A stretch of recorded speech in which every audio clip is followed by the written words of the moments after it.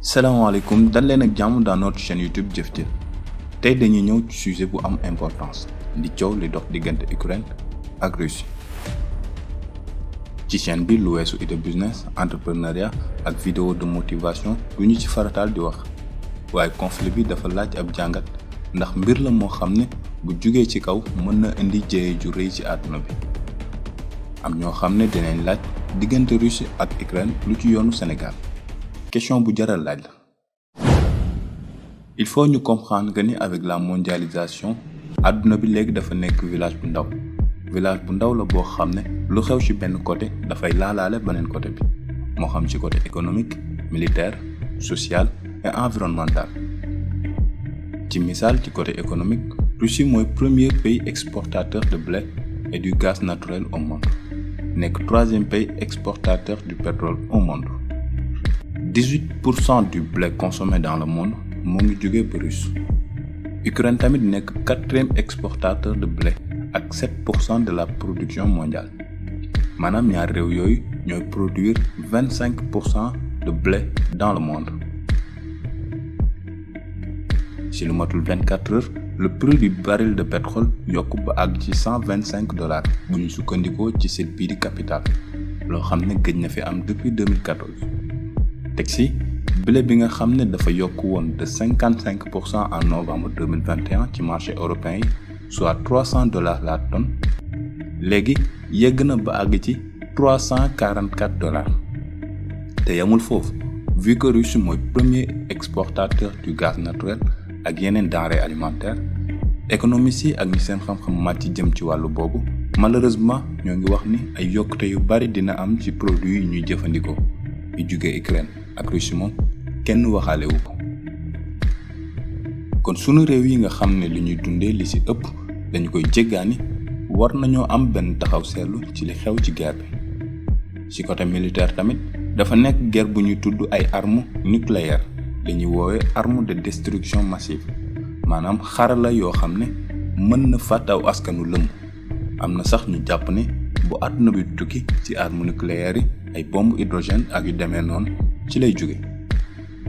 ginnaaw bi invention militaire bi amee président Macron njiital réew bu France génn def benn déclaration di naqarlu intervention russe ci ay kàddoom muy wax ne fitna bi Poutine di woote France ak ay alliés dinañ ci wuyu te duñ ci am benn jaafus ndax kii di président Vladimir Poutine non seulement respecté wul kàddoom te yamul rek ci attaqué Ukraine waaye dafa jalgati souveraineté Ukraine teg ci nara yee fitna ci biir Europe.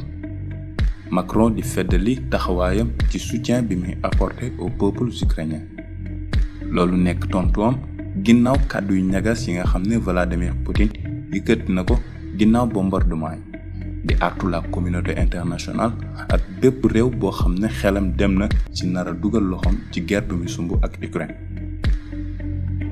Poutine ci ay kàddoom mu ne képp ku ci dugg bul xam lu la ciy fekk te nga xam ne lu la dal yaa ko teg sa bopp. li tax fi situation bi tollu jaaxal ñu bari mooy ci wàllum diplomatie ak coopération ñëpp xam nañ diggante Sénégal ak France ni mu mel loolu jur njàqare ci askan wi ngir ragal ay représailles yu jugee ci Russie jëm ci Sénégal wala ci pays Afrique en plus conflit bi nga xam ne moo am ci diggante Russie ak Ukraine mën nañ ko tëkkale presque ak li xew ci diggante Sénégal ak Casamance donc leçon la pour ñun tamit ñu jàng ci lu bari.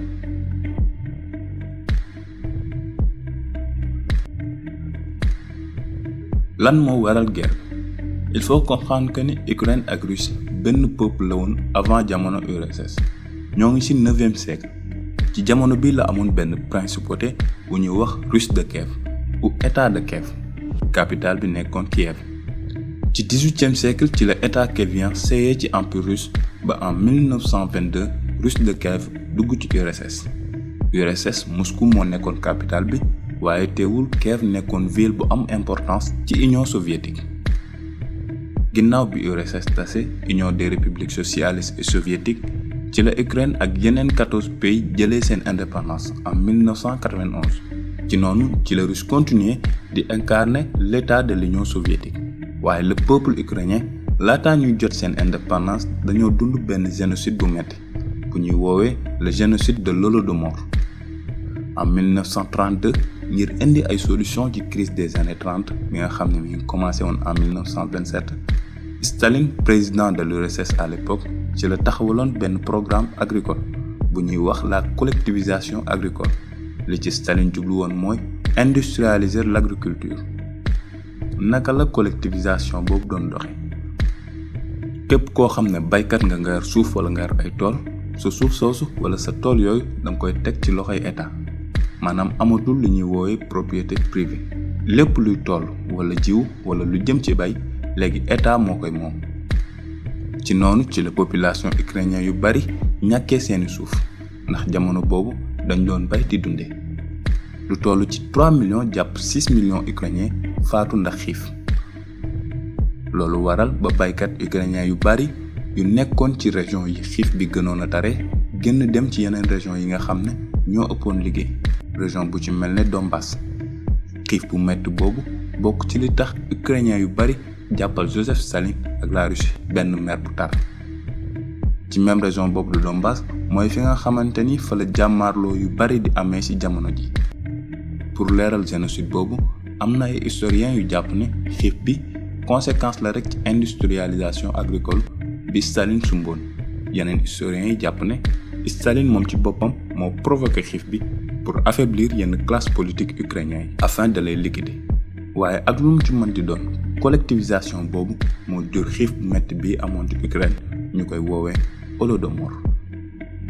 ginnaaw bi Ukraine amee indépendance teewul Russie dafa am influence bu bari ci réew mi malgré que Ukraine est un pays souverain mais ba tey askan wi civilisation russe la ñuy dund dem nañ ba li ëpp ci population bi russe la ñuy làkk. te Russie tamit avec Vladimir Poutine de son côté bëggul perdre influence boobu mu am ci Ukraine même si Ukraine garde wuñ la langue russe comme la langue officielle.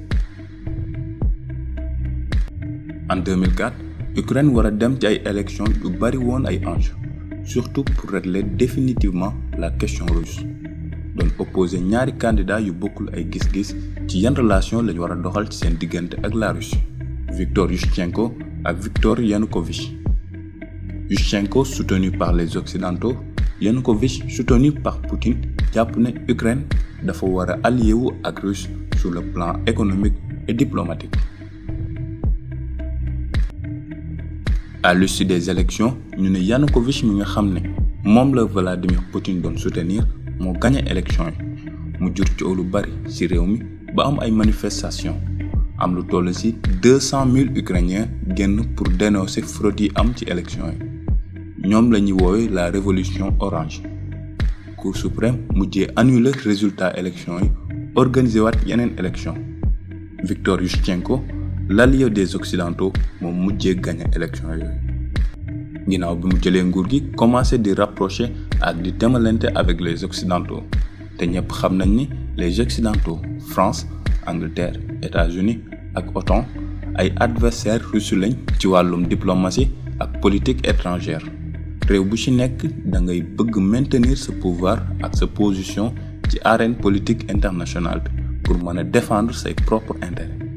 Ukraine tamit gën a feddali taxawaayam di signer ay accords ak ay coopération avec les pays de l'Est réew yoo xam ne ay adversaires directs lañ ak la Russie. Dans les années 2000 réew yu bari yi bokkoon ci URSS commencé di allier l'OTAN ak les Occidentaux situation boo xam ne arrangé wul Vladimir Poutine avec la Russie mi nga xam ne dafa bëgg continuer di taxawaayu URSS. Que représente l'Ukraine pour la Russie selon Poutine? Vladimir Poutine pour moom Ukraine ak Russie c'est le même peuple benn bopp la kenn mënu ko xar ñaar te indépendance Ukraine en 1991 pour Poutine injustice la pour le peuple russe maanaam ci gàttal jéem a taaxale Russie ak Ukraine saagawu mag la ko Poutine jàppee. Même si le président ukrainien bokkul gis-gis ak Vladimir Poutine sur la question de l'unité du peuple ukrainien et du peuple russe. Pour Zelensky président ukrainien dëgg la ñaari peuple yi ñoo jege bari na loo xam ne ñoo ko bokkule mais ba tey teewul ñu nekk benn bopp. En plus Ukraine avec sa capitale Kiev ak Crimée dafa nekk point bu stratégique ci wàllum géopolitique ak militaire donc Poutine xam na ne perdre Ukraine comme allié mën na gàllankoor position am ci Europe. D'un côté les occidentaux ñoo ngi tàllal loxo Ukraine, de l'autre côté Russie mi ngi def le tout pour maintenir son influence sur Ukraine. Te pourtant après la guerre froide États-Unis ak Russie dañoo déggu woon ci ay kàddu ngir OTAN bañ a intégrer réew yi nga xam ne dañoo bokkoon ci URSS pour que Russie mën a maintenir influence am ci réew yu ko wër, OTAN tamit mën a maintenir bosam ci Europe de l'Est. Teewul en 2004 7 anciens pays de l'URSS intègrent l'OTAN. Ci juróom-ñaari réew yooyu Estonie, Lettonie ak Lituanie bokk ci ay réew yu frontalier direct ak la Russie. Bi loolu amee Russie ak son président Vladimir Poutine jàppee ko trahison bu mag ne lii duñu ko bàyyi mu jàllee noonu. En 2013 daanaka fukki at après la révolution orange mu amaat ay manifestations yu metti biir Kiev pour que président bi fa nekkoon di Yanukovych nekkoon xaritu Vladimir dakkal traité ak accord yu gouvernement yi doon signé avec la Russie. Mouvement de protestation boobu ñu gën ko xam ci la révolution Euromaïdan. Lu mat 130 doomu aadama ñàkk ci seen bakkan dont 18 ay policiers lañu woon. waaye ci situation d'instabilité yooyu ci la Vladimir Poutine profito ngir annexer dëkku Ukraine bii di Crimée. Annexer benn territoire bu ngeen ko déggee mooy jël ab dëkk wala benn localité boo xam ne bokkul woon ci sa réew nga nangu ko boole ko ci sa territoire réew.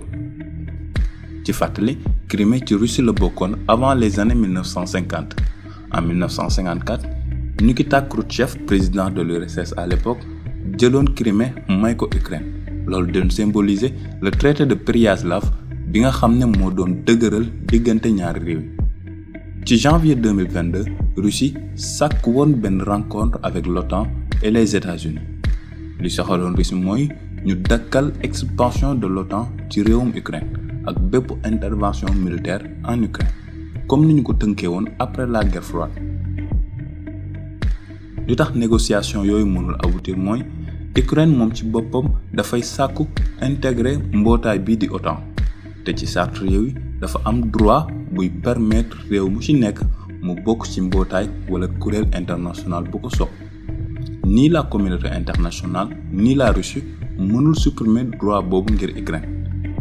réew mu ci nekk yaay xool ku la neex nga ànd ak moom te Ukraine OTAN la bëgg a bokk. Malgré la pression russe sur l'OTAN xalaatul empêcher intégration Ukraine vu que c'est son droit le plus absolu. Vladimir Poutine nag dem ba mënutul supporter loolu ndax malgré waxtaan yi ci am yépp teewul mbir yi gën a dagatembe. ci contexte d'échange ak waxtaan yooyu diggante Russie ak OTAN ak États-Unis ci la Vladimir Poutine yabale lu ëpp 100 000 soldats ci frontière bi séparé Ukraine ak Russie.